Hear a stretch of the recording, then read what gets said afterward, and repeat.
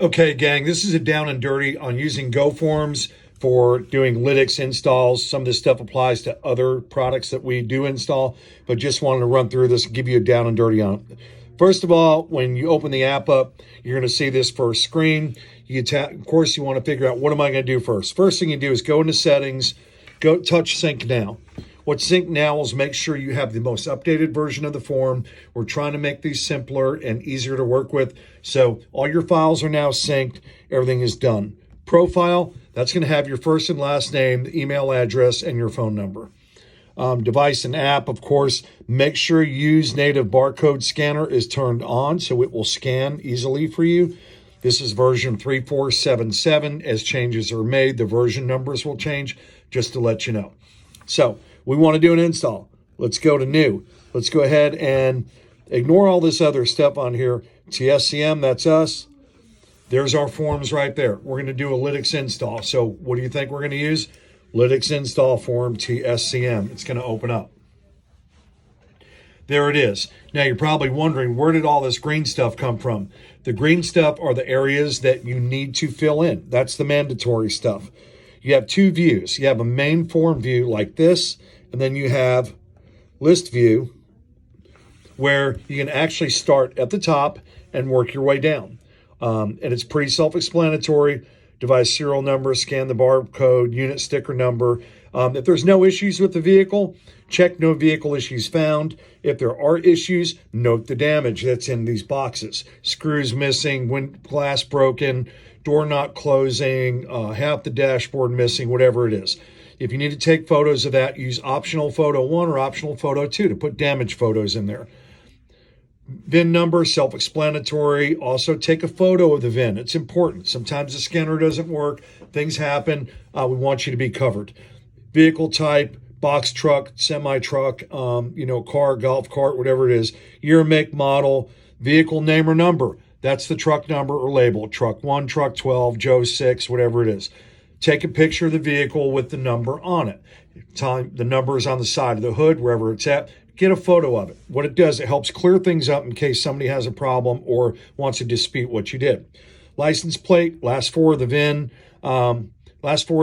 If you can't get, if it has a temp tag or something like that, pick your registration state and your odometer. Extra stuff, are you doing anything extra? Can coupler, battery bypass, you had to do turn signals, something with geotab. If you had to do it, then check the box. Additional notes in there. Can coupler would not work. Spoke with lytx, got it cleared up. Is this an SF300? Most likely, yes. If it is, yes, need to measure.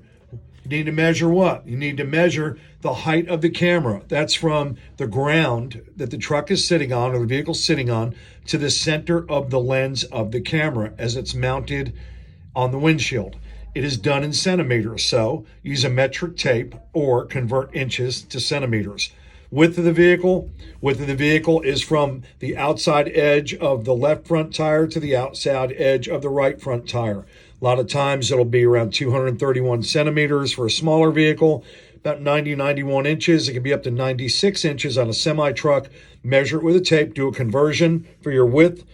Offset from center. If you've done the lytx certification course, you will know offset from center is from the center of the windshield to the lens. From the center to the passenger side will be a positive number. If it's from on the driver's side, it'll be a negative number.